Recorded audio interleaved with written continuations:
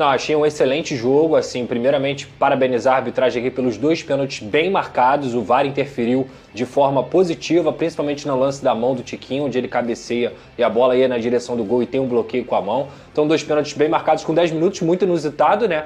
Mas depois o Botafogo continuou crescendo na partida no primeiro tempo, tanto é que o Cuiabano rouba uma bola do Lucas, que foi o melhor jogador do São Paulo, e aí o Tiquinho consegue dar um passe pro Cuiabano. Vamos botar esse gol aqui, esse que gol gol foi um bonito, golaço. hein? Cadê? Foi um Pode ir golaço. falando. E aí o Cuiabano consegue ultrapassar, justamente por conta disso que você falou, Fernanda. Por que o Tietchan estava ali? Para poder ter uma contenção maior e deixar o Cuiabano jogar. Perfeito. E foi isso exatamente que aconteceu. Ele meteu um golaço aí, um jogador que realmente foi um acerto do Botafogo nessa temporada.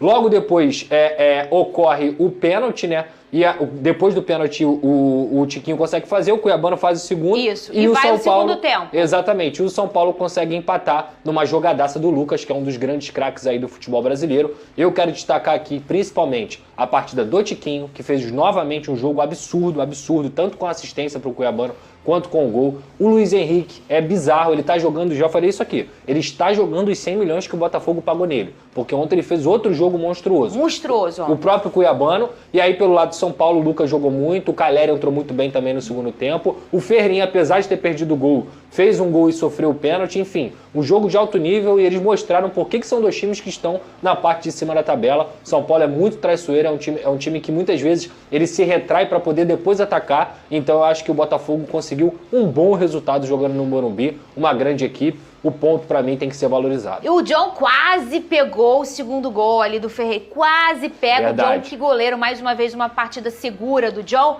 Foi a estreia do Alan, né? Discreta, porque o Botafogo também já estava vibrando mais baixo, o que é muito natural. E o Alan tá voltando agora, né? Enfim, tá recomeçando sua temporada. E fez a estreia dele ontem. Fiquei muito animada em vê-lo vestindo a camisa do Fogão. E Vene Casagrande, vamos falar do Luiz Henrique. Sabe o que me agrada muito? Porque o Luiz Henrique, mesmo não entregando o que ele poderia entregar, ele já era um ponto fora da curva, né? Nos jogos que a gente vê, poderia ver mais do Luiz, mas mesmo assim ele dava um passe, ele fazia um gol e tudo mais. E aí, eu fico animada porque a gente vê ele performar muito bem, principalmente nos últimos jogos, que foram jogos gigantes e muito importantes. Mostra que além dele ser um cara com muita plasticidade, muita efetividade, muita qualidade, é um cara que não tá fugindo da raia, porque a gente poderia ver ele performar em jogos menores e no jogo maior ele se esconder. E não, pelo contrário, ele sendo os destaques em jogos como com o Palmeiras. Esse jogo é gigantão. Esse jogo contra o Flamengo, São Paulo, ele foi importante. Contra o Flamengo, ele marcou o gol, virou o Pantera Negra com a máscara, enfim.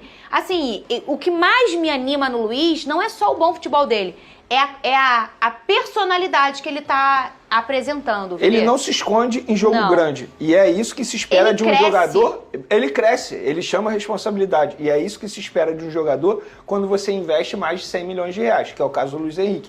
E eu sempre falo aqui, quando a gente cobra do Luiz Henrique, é porque a gente cobra sabendo que ele pode entregar mais, mesmo ele já atuando bem. E ele está crescendo de produção, a grande verdade é essa. Não sei se ele está mais adaptado ao futebol brasileiro novamente, porque ele passou por um período fora. Não sei. Sei que ele está crescendo. Com é isso, time, entrosamento, né? Também, entendimento tático, isso também tem que ser levado em consideração. E de fato tem sido um jogador extremamente importante. E em relação ao Tiquinho, também quero fazer um elogio.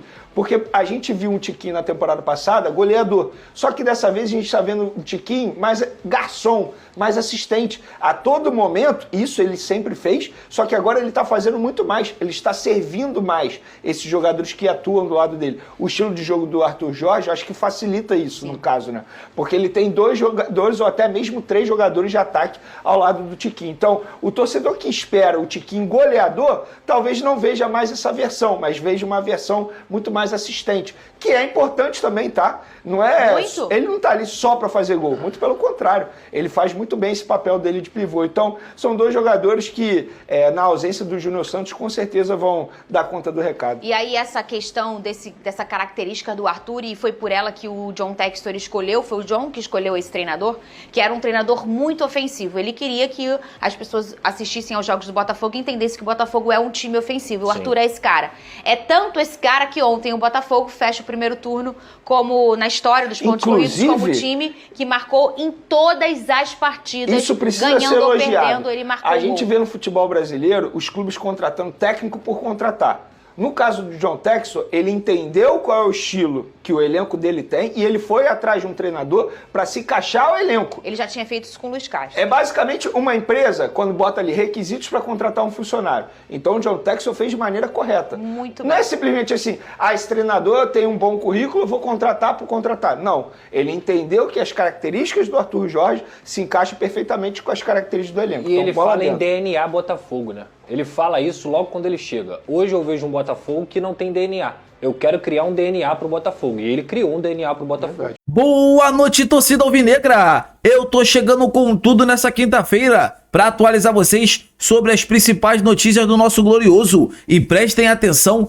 nessa informação que acabou de sair após negociação com o Matheus Martins dá uma emperrada. A negociação no momento deu uma travada, não avançou. O Botafogo já está mirando o plano B e se trata do atacante uruguaio Brian Rodrigues. O Corinthians também está analisando a situação desse atleta, só que o John Textor, pelo fato de ter dado uma travada nessa negociação envolvendo o Matheus Martins, vai partir para cima com tudo do atacante uruguaio Brian Rodrigues, que é muito bom de bola, é um jogador que está atualmente no América do México, não quer continuar no clube mexicano, quer jogar no futebol brasileiro e tem o Botafogo também como uma boa opção. Eu vou falar uma coisa para vocês, com o estilo do Botafogo, o Brian Rodrigues se encaixaria muito melhor do que até mesmo no próprio Corinthians, que é um time que está em transição, acabou de chegar um novo treinador, sabe? Tem muita coisa ainda para consertar, então no Botafogo ele já ia encontrar um sistema mais organizado, né? Mais correto para ele jogar, ele só ia jogar e ia fazer o que ele sabe fazer de melhor, servir os companheiros, dribles e gol. É um jogador que assim, ele é jovem ainda, né? Como jogador de seleção uruguaia, é um atleta que é visto no Uruguai como um atacante de muito potencial. O Botafogo já estava analisando a situação do Brian Rodrigues, tendo em vista que essa negociação com o Matheus Martins ter dado uma esfriada. E desde já eu quero saber de vocês, o que vocês acham sobre essa possível chegada? Não veio o Matheus Martins, mas pode chegar o Brian Rodrigues, que também assim, são jogadores que estão ali na mesma prateleira. Então eu quero saber de vocês, torcida alvinegra, o que vocês acham? Seria uma boa para o Fogão contratar o atacante Brian Rodrigues? Deixa nos comentários para a gente estar debatendo sobre esse grande assunto. É muito importante a opinião de todos vocês. E antes de eu terminar esse grande vídeo aqui, quero falar uma coisa com vocês.